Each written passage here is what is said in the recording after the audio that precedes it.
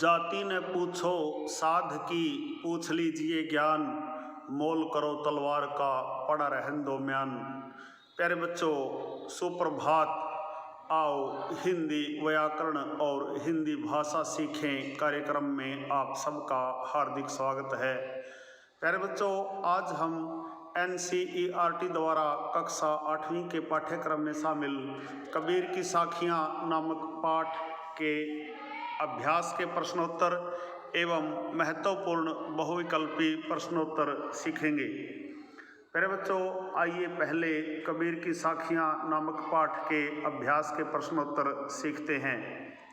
प्यारे बच्चों, पहला प्रश्न देखिए। तलवार का महत्व होता है, म्यान का नहीं। उक्त उदाहरण से कबीर क्या कहना चाहते हैं, स्पष्ट कीजिए। प्यारे बच्चों, कबीर ने तलवार और म्यान के माध्यम से अत्यंत गूढ़ एवं रोचक बात कही है। उनके अनुसार हमें वस्तु को महत्व देना चाहिए, न कि वस्तु के डिब्बे को महत्व देना चाहिए। कबीर इसी प्रकार गुणों को महत्व देने की बात करते हैं। वे शरीर को म्यान मानते हैं। उनके अनुसार व्यक्ति का अपना कोई अस्तित्व नहीं है जब तक कि उसमें गुणों का संचार न हो। अतः गुण यहाँ तलवार है और शरीर म्यान है। प्रश्न नंबर 2 देखिए। पाठ की तीसरी साखी जिसकी एक पंक्ति है, मनवा तो चहूँ दिसी फिरै, यह तो सुमिरन नाही, के द्वारा कबीर जी क्या कहना चाहते हैं। प्यारे बच्चों, इस साखी के द्वारा कबीर जी कहते हैं कि हमारा मन अति चंचल है। यह चारों दिशाओं में लगातार भ्रमण करता रहता है। इसी कारण हमारा मन किसी काम में नहीं लग पाता। एक ही चीज़ को बार बार समझकर भी उसका पूर्ण ज्ञान नहीं हो पाता। मन अपनी गति में रहता है, उसे और कुछ भी याद नहीं रहता। मनुष्य मन के बंधन में बंधकर सब कुछ भूल जाता है। प्यारे बच्चों, तीसरा प्रश्न देखिए। कबीर घास की निंदा करने से मना करते हैं, पढ़े हुए दोहे के आधार पर स्पष्ट कीजिए। कबीर के दोहे में घास का अर्थ गरीब लोग हैं। ये गरीब मनुष्य पूर्णतः लाचार एवं असहाय हैं।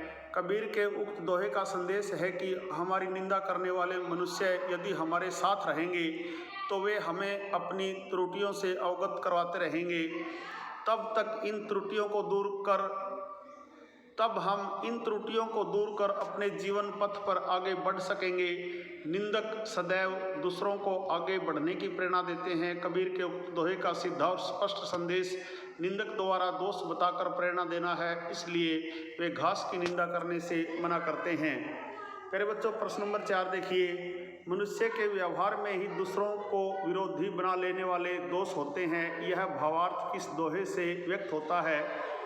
उत्तर देखिए। मनुष्य के व्यवहार में ही दूसरों को विरोधी बना लेने वाले दोष होते हैं, यह बात कबीर की निम्नलिखित साखी से स्पष्ट होती है। आवत गारी एक है, उल्टत होई अनेक, कह कबीर नहीं उल्टिए, वही एक की एक। प्यारे बच्चों, यह थे कबीर की साखियाँ नामक पाठ के अभ्यास के प्रश्नोत्तर। आशा है आपको समझ में आए होंगे। आप इनका बार बार अभ्यास करके इनको समझ लीजिए, याद कर लीजिए। आइए अब कबीर की साखियाँ नामक पाठ के महत्वपूर्ण बहुविकल्पी प्रश्नोत्तर सीखते हैं। प्रश्न नंबर 1 देखिए। साखियाँ किसके द्वारा रचित हैं? कबीर, बिहारी, सूरदास, तुलसीदास।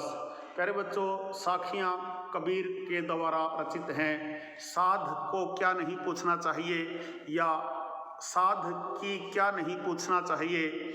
आयु, जाति, निवास, नाम। हमें कभी भी साध की जाति नहीं पूछनी चाहिए। साध का क्या पूछना चाहिए? जाति, गोत्र, ज्ञान, कुल। प्यारे बच्चों, साध का हमेशा ज्ञान पूछना चाहिए। कवि ने म्यान को क्या माना है? महत्वपूर्ण, उपयोगी, अस्त्र शस्त्र, महत्वहीन। कवि ने म्यान को महत्वहीन माना है। प्रश्न नंबर 5 देखिए। गाली का उत्तर गाली से देने पर क्या होता है? गाली देने वाला चुप हो जाता है, गाली गलौज अधिक होने लगता है, गाली देने वाला मारपीट करता है, कुछ नहीं होता। प्यारे बच्चों, गाली का उत्तर गाली से देने पर गाली गलौज अधिक होने लगता है। हाथ में क्या फिरता है? रुपया, थैला, माला, डंडा। प्यारे बच्चों, हाथ में माला फिरती है। मुंह में क्या फिरता है? दांत, लार, गोली, जीभ। मुंह में जीभ फिरती रहती है। मन कहाँ फिरता है? सर्वत्र, प्रभु सिमरण, बच्चों के पास, पत्नी के पास। प्यारे बच्चों, मन सर्वत्र सब जगह फिरता रहता है। कबीर किसे नींदने के लिए मना करते हैं? पड़ोसी को, घास को, वृक्ष को, पशुओं को। प्यारे बच्चों, कबीरदास जी घास को नींदने के लिए मना करते हैं, अर्थात कबीर जी कहते हैं कि हमें घास की भी निंदा नहीं करनी चाहिए। प्रश्न नंबर 10 देखिए। दुहेली का अर्थ है दो सखियां, हिलने वाली, दुखदाई, दबने वाली।